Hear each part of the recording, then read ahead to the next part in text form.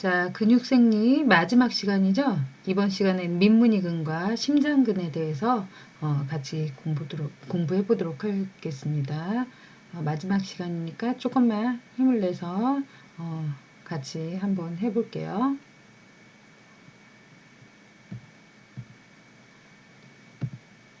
자, 민문이근에 대해서 먼저 보겠습니다.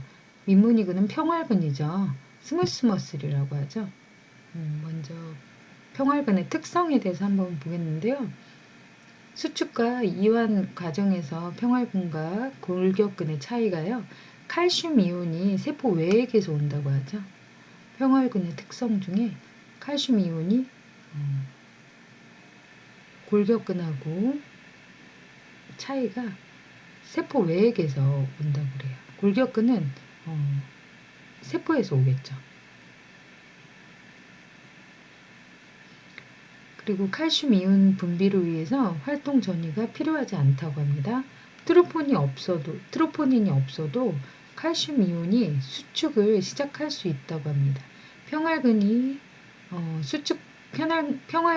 수축과 이완은 심근에 의해 더 천천히 일어난다고 합니다. 심근보다 평활근이 더 천천히 이루어진다고 하는데 일반적으로 생각해도 그렇겠죠. 심장이 움직이는 거랑 위랑 장이 심장만큼 움직이면 어떻게 되겠어요?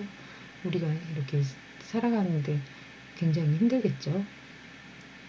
평활근이 이제 내장기관의 벽을 구성하고요. 벽을 구성하는 근육입니다. 그래서 조직학적으로는 민문이근이고요. 중추에서 오는 신경을 차단해도 자동적으로 활동하는 불수의근이라고 하죠. 자율신경계의 지배를 받는 거죠. 흥분성이 골격근보다 또 낮습니다. 아까 심근보다 낮다고 그랬죠? 골격근보다도 낮고 심근보다도 낮습니다. 골격근이 인체 근육 양의 대부분을 차지하고요. 심장 근육과 평활근이 인체의 항상성 유지에 중요한 역할을 한다고 합니다. 그럼 이제 민문이근의 구조에 대해서 한번 알아보죠. 민문이근은요, 내장근이라고 합니다. 내장근. 내장이라면 속에 있는 장기들을 말하죠. 위나 다른 여러 가지 장기들을 얘기합니다. 위, 대장, 콩팥 이런 그 장기들의 근육이죠. 근육섬유예요. 근육 원섬유에 무늬가 없습니다.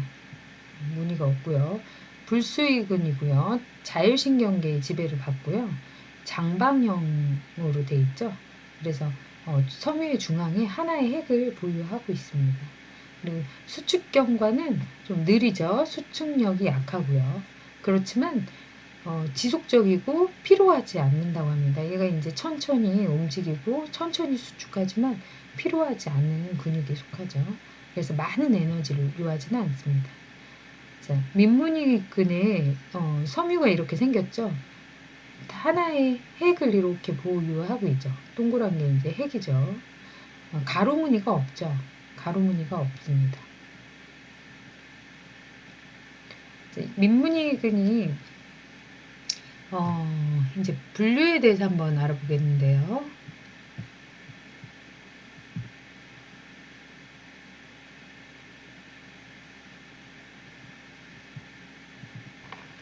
단단히 민문이근하고 다단히 민문이근이 있습니다.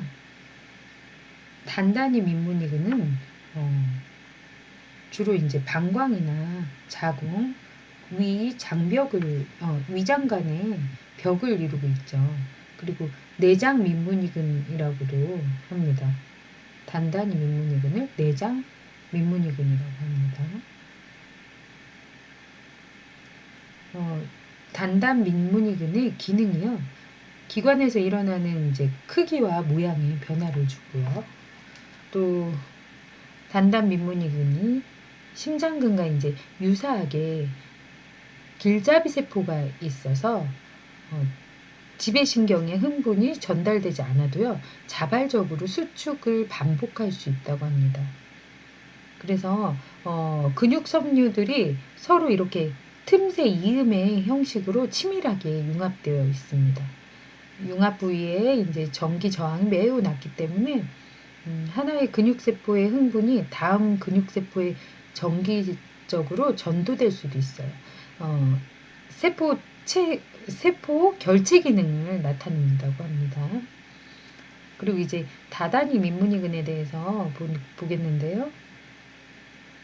다다니 민문이근은 큰 혈관의 벽이나 이제 눈의 홍채 그리고 선모 체근에 있는 민문이근입니다. 운동신경의 충격에 의해서요, 자극된 후에만 수축된다고 합니다. 그리고 단단히 민문이근과 같은 근육세포들 사이에 세포막 융합이 없기 때문에요. 단단히 민문이근에서 같이 근육 다발이 하나의 덩어리로 수축하는 일이 없고요. 수축하는 근육 섬유에 따라서 하나의 근육 다발일지라도요, 여러 가지 수축을 나타낼 수가 있답니다.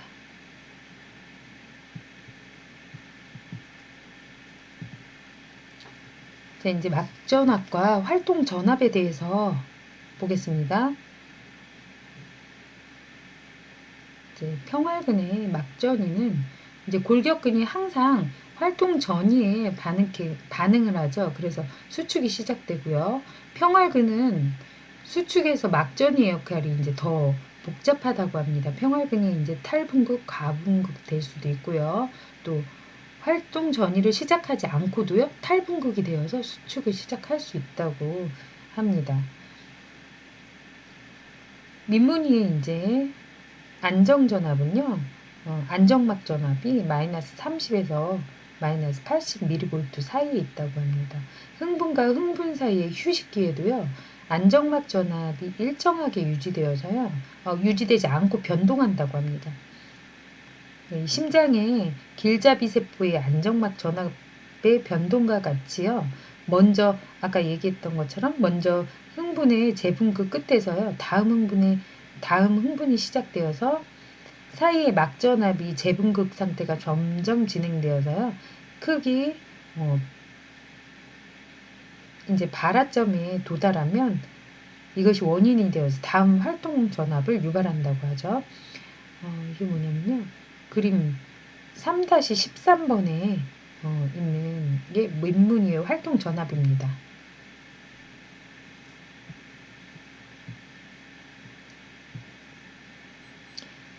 민문이의 활동 전압은요, 두 가지 형태가 있어요. 보시면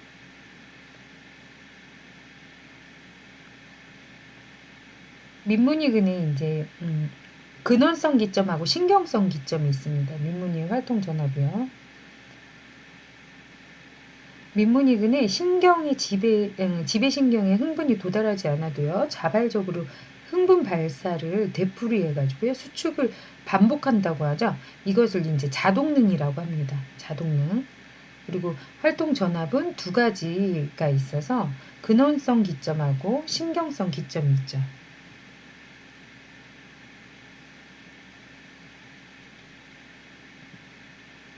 자, 근원성 기점에는요, 장관, 자궁, 위, 세포관 등이 있고요.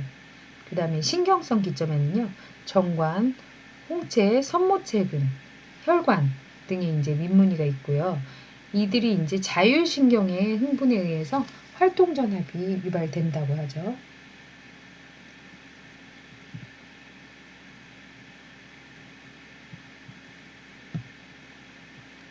민문이근의 활동 전압 이렇게 보시면 되겠습니다.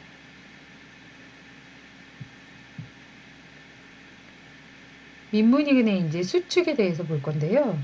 수축은 자발적 민문이근과 비자발적 민문이근이 있습니다. 자발적 민문이근은 근원성 민문이근이라고 하죠. 이제 큰 창자의 민문이근에서 한 개의 이제 활동 전압으로 단일 연축이 생깁니다. 그래서 이 수축 곡선이요, 수초 동안 지속이 되죠. 그래서 두 개의 연축이 이제 2초 내에 발생되면 중첩 현상이 되죠. 그래서 1Hz 이하에서 빈도에서요 융합되어서 어느 정도 이제 완전 강축을 일으키죠. 이게 이제 뼈대근 강축과는 다르고요. 민문이근의 긴장도가요 뼈대근의 경우보다 이제 낮은 빈도의 활동 전압으로 융합이 일어날 수가 있습니다. 그래서 뼈대근과 이제 차이점이 있죠. 민문이근의 긴장도가요 근원성입니다. 근원성. 뼈대근과 달리요. 창자, 순뇨관, 그리고 위, 그리고 자궁의 민문이근은요. 체외로 적출하거나 신경을 절단하거나 이제 내원성 신경세포를 차단시킨 뒤에도요. 자발적으로요. 강축성 수축을 일으킬 수 있다고 합니다.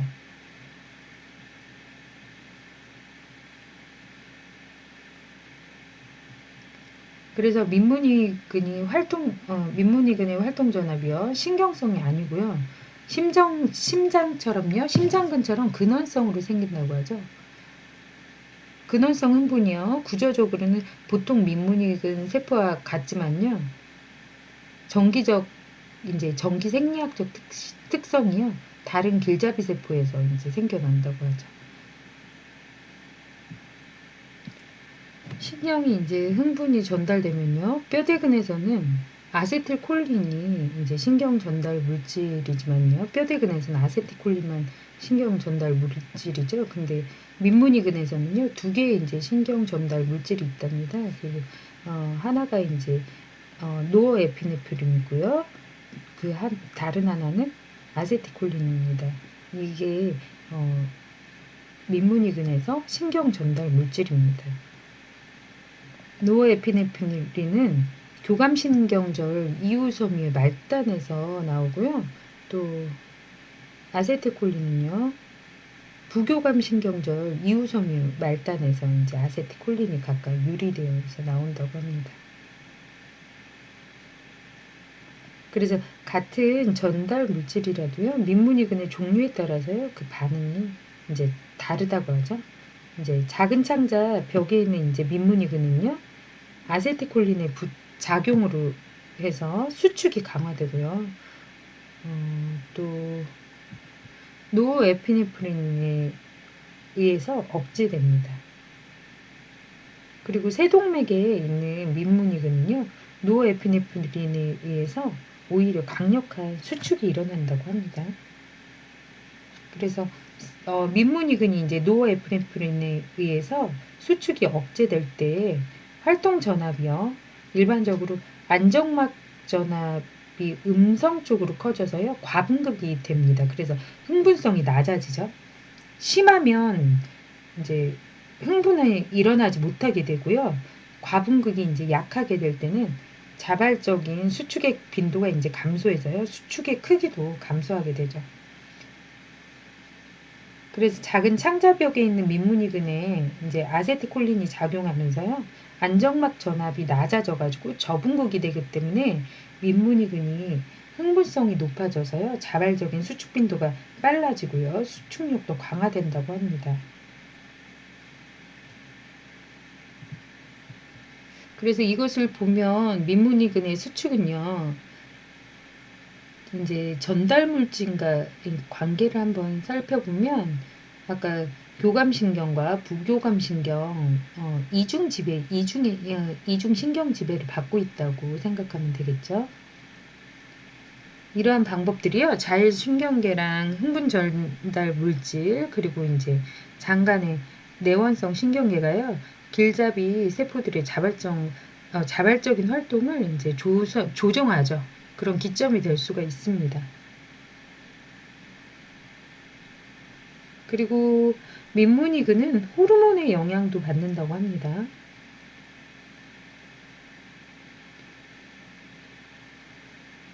이 호르몬이요, 근육섬유에 자극을 가해서 수축을 유발시킨다고 합니다.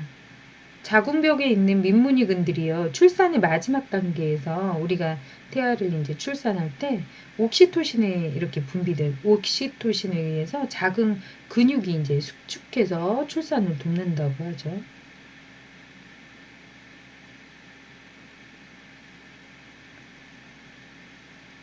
이제 방광이나 소화관 같이 관광성 기관들의 세포복에 있는 민문이근이요.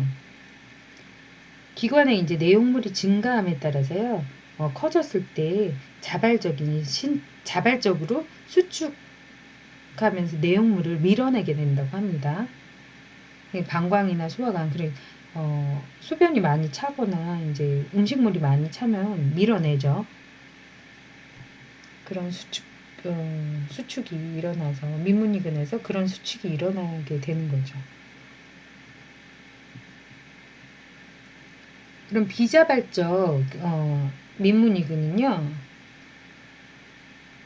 세동맥, 동맥, 정세관, 홍채, 그리고 선모체근은요 자발적 수축을 하지 않는다고 하죠. 이들 이제 민문이근들은요 근원성이 아니고요. 얘네들한테 분포되어 있는 자율신경 섬유의 충격파에 의해서 활성화가 된다고 하죠.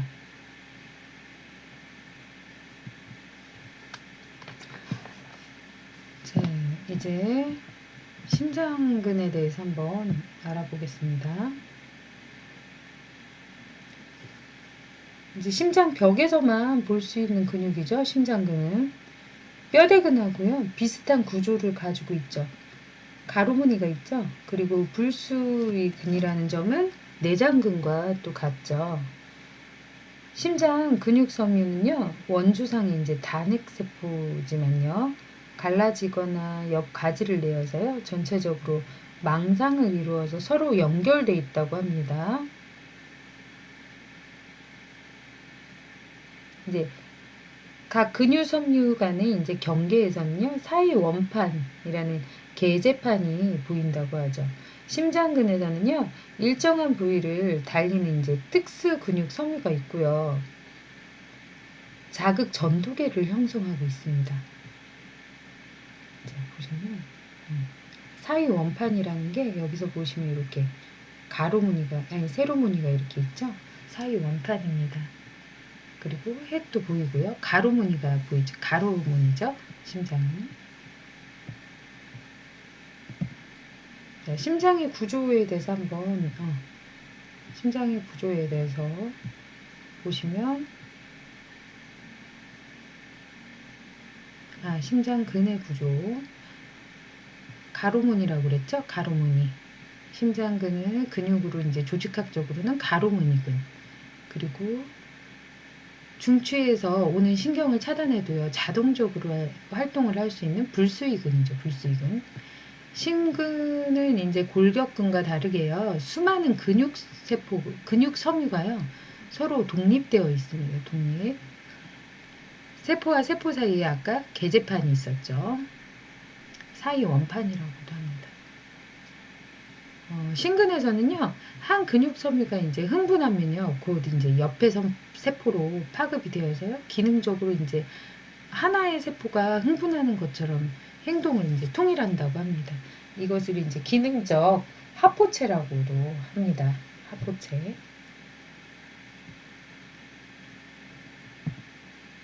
자, 아까 보시면 심장근은 미세 구조가 이렇게 생겼죠. 심장근의 이제 특성에 대해서 한번 보겠습니다. 자, 심장에서 대부분 심근은 수축을 통해서 혈액을 이제 순환시키는 역할을 하죠. 약 한 1% 심근세포는요, 활동 전이를 자발적으로 생성할 수가 있답니다. 외부의 신호가 없더라도요, 수축할 수 있는 심장의 독특한 특성을 나타내게 된다고 하죠. 골격근은요, 운동신경에서 오는 아세틸콜린이 골격근의 활동 전이를 유발시켜서 흥분, 수축, 짝물림, 그리고 수축과 이완의 과정을 시작하죠. 그래서 움직이는 거죠.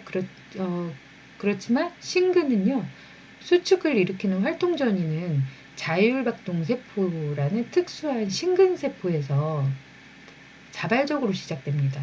이 세포는요, 심장 박동수를 조절하고 있기 때문에요, 박동원이라고도 불리죠.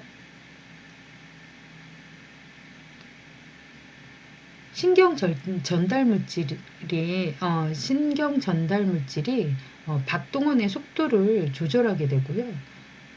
심장, 흥분, 수축, 짝물림, 그리고 이제 수축과 이완 과정이요.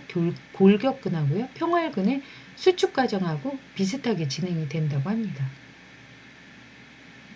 심장근이요. 이완 심장근의 이제 수축 시에는요. 세포 외액으로부터 들어온 칼슘을 이용한다고 하죠. 강축 현상을요. 쉽게 볼 수 없습니다. 심장 근육에서는. 그리고 기회 수축이라고요. 심장 수축 곡선의 2분의 1 이상이 지난 후에 다음 자극을 가하면요. 심장 수축이 먼저 나타나는 이제 곡선보다 좀 크게 나타나는 겁니다. 그리고 대상성 휴식기라고 했죠. 기회 수축이 일어난 뒤에 반드시 심장 수축이 한 번은 좀 쉬게 되죠.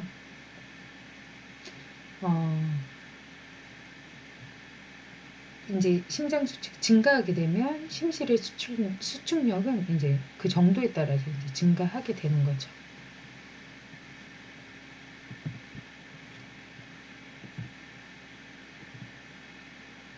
심근을 골격근하고 이제 평활근과 한번 비교를 한번 해보겠습니다. 그럼 여러 가지 공통점과 이제 차이점을 확인할 수가 있겠죠. 심근의 섬유가요, 골격근보다 작고요. 섬유 단위의 하나의 핵을 가지고 있다고 하죠. 심근이 이제 수많은 근육 섬유로 섬유가 서로 독립되어 있고요. 세포와 세포 사이에 계제판 아까 사이 원판이 있었죠. 계제판이 있다고 그랬죠. 심근 세포는요, 사이 원판 내에 있는 틈새 이제 이음을 통해서요, 정기적으로 연결돼 있다고 합니다. 이를 통해서요, 탈분급파가 세포와 세포 사이에 이제 빠르게 퍼져나가서 심장이 이제 거의 동시에 수축을 할 수 있는 거죠. 심근 세포의 이제 T소관이 골격근의 T소관보다 좀 크다고 하죠. 그래서 심근 세포 안쪽으로 분지되어 있다고 합니다. 골격근보다 심근세포가 좀 더 크다고 합니다. 심근의 근소포체가요, 골격근보다 좀 작습니다. 그래서 심근에서 이제 흥분과 수축 시 사용되는 이온이, 칼슘 이온이 근소포체에서 유리된 것이 아니고요. 세포 외액으로부터 들어온 칼슘 이온을 주로 이용한다고 합니다. 그래서 세포 외액에서 들어온 칼슘 이온을 주로 이용한다는 거 기억해 두시면 될 것 같아요.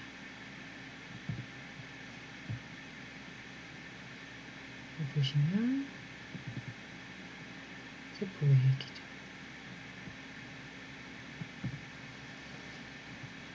심장 수축 섬유의 세포 부피가요.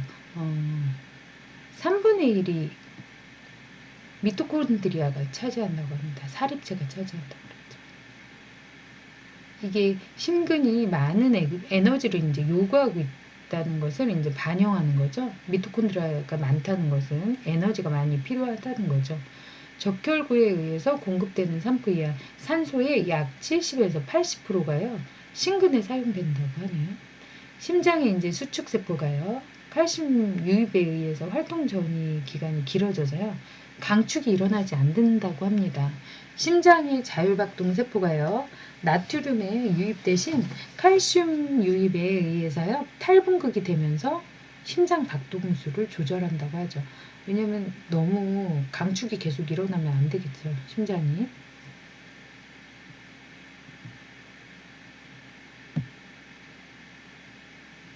자, 트로포닌이요. 골격계랑 심근에 아주 중요한 역할을 하는 단백질입니다.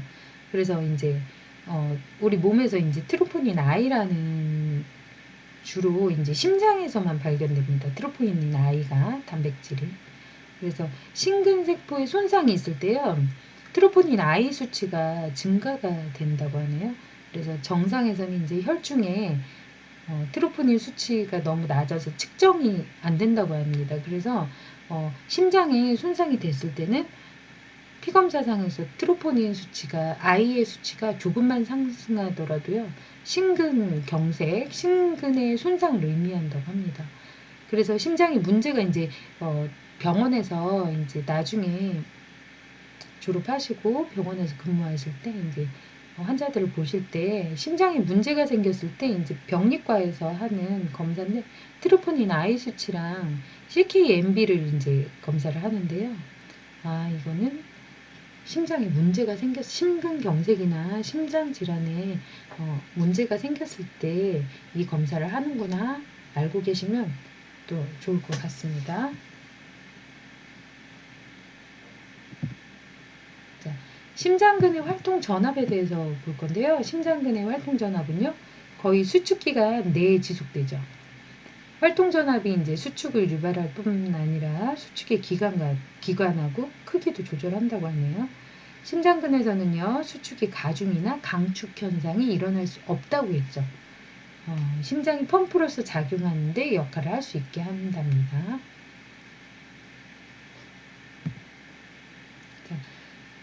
자, 심장의 길잡이 막전압이죠. 이제 길잡이 막전압이요, 활동 전압이 앞서서 전전압이 먼저 일어난다고 합니다. 자, 뼈대근과 심장근에서 이제 활동 전압과 수축과의 시간적 관계죠. 보시면 이제 거의 다 끝났네요. 강의는 여기까지 할 거고요. 코로나가 끝나면 이제 가고 싶은 곳 1위 대학생이 뽑은 거래요. 여러분도 그런가요? 제가 이제 인터넷에 보다 보니까 이렇게 대학생들이 가장 가고 싶은 곳이 1위가 놀이동산이라고 하네요. 코로나가 빨리 끝나서 우리 학생들 놀이동산도 가고 공연장도 가고 뭐 노래방도 갔으면 좋겠죠. 그리고 같이 얼굴 보고 대면 수업을 하는 날이 꼭 있었으면 좋겠습니다. 오늘 수고 많으셨고요. 자, 제가 시작이 반이란 이 사진을 넣어봤어요. 처음 시작은 봄이죠. 여러분도 봄이고 저는 아마 한 가을쯤 되겠죠? 봄을 지나서 여름이 왔어요. 너무 아름답죠. 제가 사진을 한번 넣어봤습니다. 저런 아름다운 여름의 계절도 지나갔네요. 이제 지나가는 것 같아요. 밖에 이제 하늘을 보니까 가을이 온 것 같아요. 또 이렇게 아주 은행잎이 멋진 가을도 오겠죠. 또 소복히 눈이 내리는 겨울도 올 겁니다. 여러분들에게도 봄, 여름, 겨울, 가을은 봄, 여름, 가을, 겨울은 다 있을 거예요. 저처럼요. 지금 이제 시작이 봄이니까 여러분들 항상 아이가 할 수 있답니다. 아이의 표정 보이시죠? 여러분들도 항상 할 수 있다는 생각으로 인생의 겨울을 맞이하기 전에 지금 봄이니까 할 수 있다라고 생각하고 무슨 일을 하든지 힘을 내시기 바랍니다. 이번 시간 강의 끝까지 들어주셔서 감사하고요. 또 궁금한 점이 있거나 필요한 거 있으시면 항상 연락해 주셔도 됩니다. 톡으로도 되고요. 핸드폰으로도 연락해 주시기 바랍니다. 수고하셨습니다. 감사합니다. 한 주간 잘 지내시고 다음 주에 또 뵙겠습니다. 감사합니다.